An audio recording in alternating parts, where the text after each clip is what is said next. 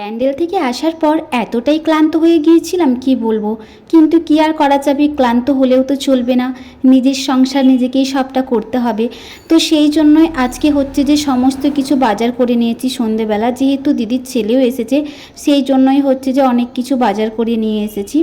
আর সন্ধেবেলাটা ছিলাম একটু মায়েদের ওখানে, তারপরে আমরা ওই 8:30টার দিক করেই হচ্ছে যে সবাই চলে এসেছি আমাদের বাড়িতে। আজকে সেরকম কিছুই করিনি, শরীরটা যেহেতু একদমই খারাপ সেই জন্যই হচ্ছে যে একদম হালকা পাতলা ঝোল দিয়ে মাংসর তরকারি করেছি আর হচ্ছে যে ভাত করেছি। তো সবার মোটামুটি খাওয়া হয়ে গেছে, আমার এখনও খাওয়া হয়নি, সেই জন্য আমার জন্য নিয়েই নিয়েছি ভাত, দেখতেই পাচ্ছ। তো আমি হচ্ছে যে বেশিরভাগ একটা থালার মধ্যেই খেতে বেশিই ভালোবাসি, আর বেশি হচ্ছে যে অনেকগুলো বাটির মধ্যে আমি তরকারি নিই না। তোমরা যারা আমার ব্লগ দেখো তোমরা জানোই আমি একটা থালার মধ্যেই সব কিছু নিয়ে নিই, সেই জন্য আজকেও হচ্ছে যে দেখতেই পাচ্ছ ভাতের মধ্যেই আমি তরকারি নিয়ে নিয়েছি।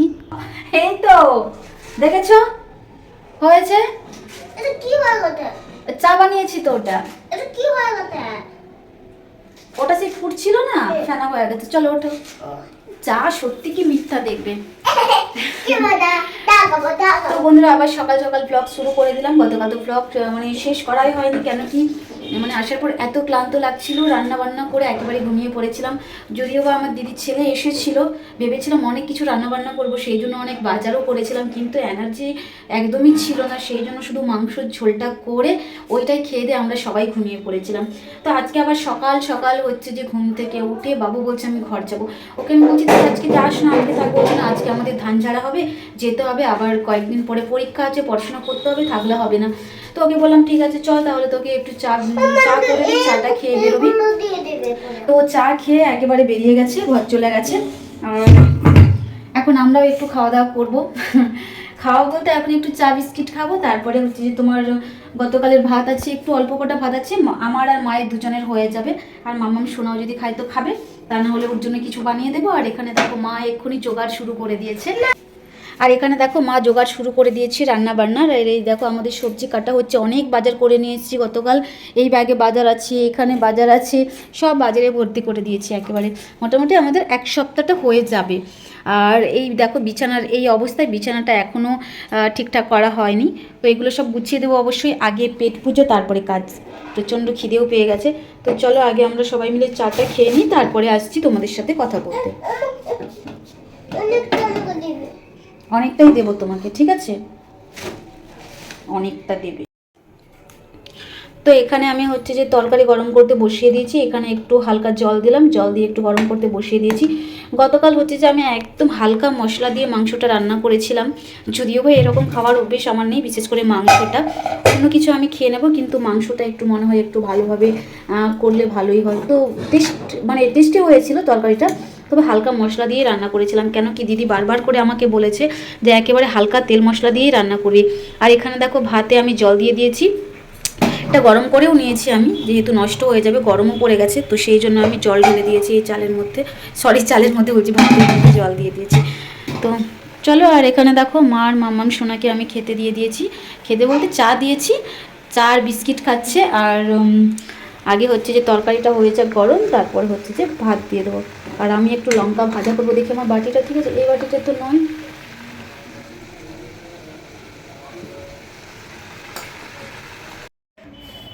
তো এখানে দেখতে পাচ্ছ বোতলগুলো ভরে নিয়ে চলে এসেছে আমাদের সোনামা, খুব কাজী। তো যেহেতু জলটা ছেড়েই দিয়েছে, তো সেই জন্য মামামকে বললাম সোনামা আমি ভাতটা বসাচ্ছি, তুমি হচ্ছে যে জলটা নিয়ে এসো। এই দেখো জলটা ঘরে রেখে একেবারে চলে এসেছে গাড়িতে, গাড়ি চড়তে। আর মাকে বলছে মা আমি গাড়ি চালাচ্ছি, আর তুমি হচ্ছে যে আমাকে দেখো। আর এখানে দেখো মা হচ্ছে যে একটু গল্প করছে। চলো বালতিটা নিয়ে আসি। মা বালতিটা না চাকাতে পারে না, মায়ের খুব কষ্ট হয়। উফ, ও যেন একেবারে করে দেখো দেখো।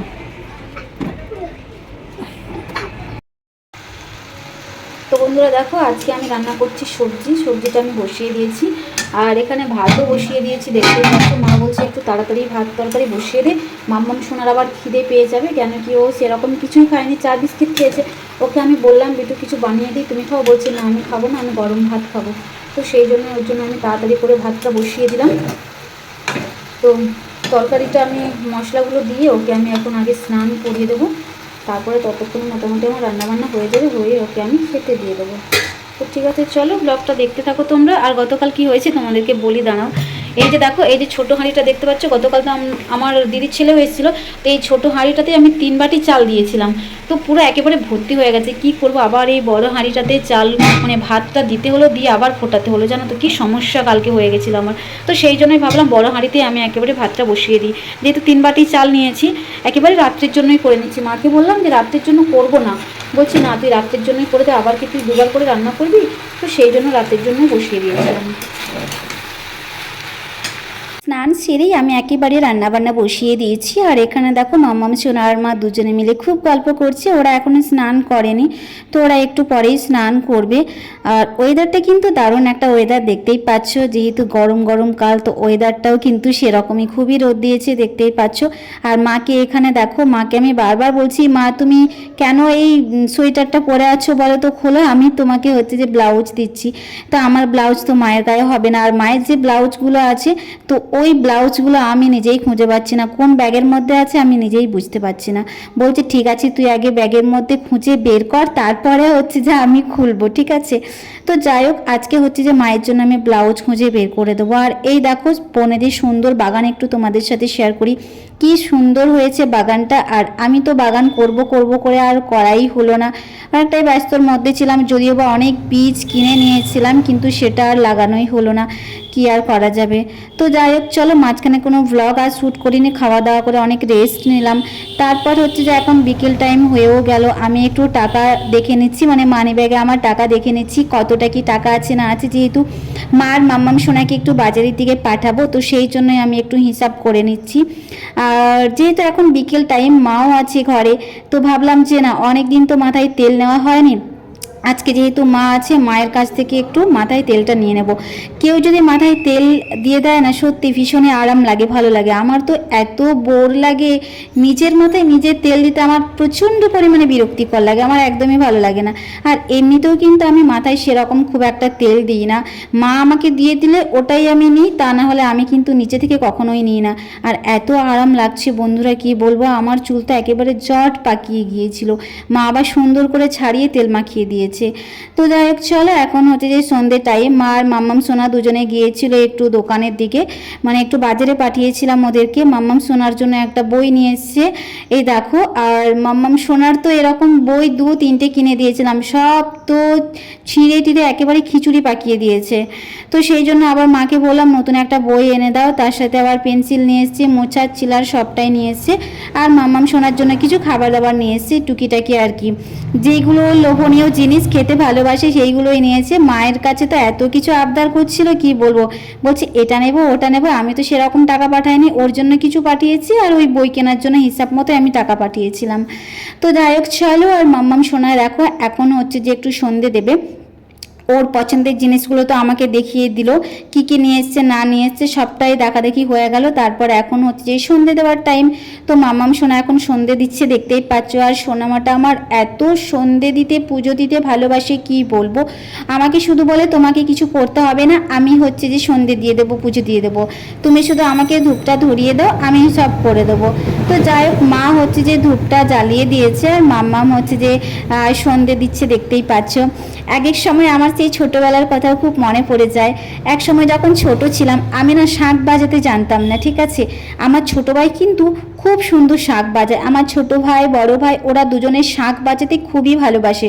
আর আমাদের বাড়িতে শাঁখ ঝাঁঝ ঘন্টি সব কিছুই আছে, মানে বাপের বাড়িতে যেহেতু ওদের পুজো টুজো হয়, সেই জন্য আমি যখন সন্ধে দিতাম, তো আমি শুধু ধূপটা ঘুরিয়ে দেবো, ধূপটা দেবো, আর আমার ছোট ভাই হচ্ছে যে আমার পেছনে পেছনে থাকবে, শাঁখটা বাজিয়ে দেবে, আর আমি হচ্ছে যে ঝাঁঝটা বাজিয়ে দেবো। মানে আমরা প্রত্যেক দিন সকাল বিকেল দুজনেই আমরা হচ্ছে যে সন্ধে দিতাম। আমি কিন্তু একা দিতাম না, কেন কি শাঁখ বাজাতে জানতাম পারতাম না, সেই জন্যই আমি দিতাম না। এই আর কি, মাঝে মাঝে খুব মনেও পড়ে যায়। তো চলো, মাম্মাম সোনার তো একেবারে সন্ধে দেওয়াও হয়ে গেছে, এখন হচ্ছে যে পড়াশোনা শুরু করে দিয়েছে মাম্মাম সোনা। তো ওকে একটু পড়িয়ে টড়িয়ে তারপরে হচ্ছে যে একটু সবাই মিলে টিফিন করব। টিফিনটা এখনও করা হয়নি, আর আজকে তো আর রান্নাবান্না করবো না, একেবারেই গুছিয়ে নিয়েছি, তোমরা তো জানোই। তো পড়াশোনাও মাম্মাম সোনার কমপ্লিট হয়ে গেছে। আর এখানে দেখো দিদুনের সাথে একদম খুব মস্তি করছে, দেখতেই পাচ্ছ তোমরা। সত্যি দিদা মানে আলাদা একটা ব্যাপার স্যাপার, তাই না? তো আমারও এক সময় দিদা ছিল, যাই হোক উনি নেই, খুবই মিস করি। আমার দিদা আমাদেরকে এতটাই ভালোবাসতো, তোমাদেরকে না বলে বোঝাতে পারবো না, ভীষণ ভালো মানুষ ছিল। আর সবাই কিন্তু এখনো পর্যন্ত খুব নাম করে আমার দিদার, যে তোর দিদা সত্যি খুব ভালো একটা দিদা ছিল। শুধু আমাদেরকে না, সব বাচ্চাদেরকেই কিন্তু খুব ভালোবাসতো, বাচ্চাদেরকে বড়োদেরকে সবাইকে খুবই ভালোবাসতো। আমার বাপের বাড়িতেই মানে আমার দিদা আমাদের বাড়িতেই থাকতো। তো দিদা যখন স্নান করতে যেত না, তখন হচ্ছে যে যারা যারা স্নান করতে যেত, মানে ওইখানে দিদি ভাইরা কাকিমারা যারা যারা যেত, সবাইকেই বলতো দাও না একটু তোমাদের পিঠে ঘষে দেবো, তোমাদের হাতে ঘষে দেবো। সবাইকে যত্ন সহকারে কত সুন্দর সেই টালির যে টালি পাওয়া যায় না, তো ওই টালি দিয়ে সুন্দর করে ঘষে দিত সেই সময়টা। আর দিদার হচ্ছে যে কখনো সাবান আর শ্যাম্পু ইউজ করতো না, এক ধরনের মাটি পাওয়া যায়, ওটাই হচ্ছে যে মাথায় ইউজ করতো, গায়ে ইউজ করতো। এতটাই সুন্দর ওই মাটিটা, কি বলবো, মানে আমার দিদার দেখে দেখে তো আমিও খুব ইউজ করতে শুরু করে দিয়েছিলাম। আর চুলটা এত সিল্কি হয়, দারুণ দারুণ। তো যাই হোক, চলো, অনেক গল্প করলাম তোমাদের সাথে, আর এখন আমরা টিফিন করছি। তো আজকের ব্লগটা অনেকটাই ছোট, শেষ করলাম, টাটা।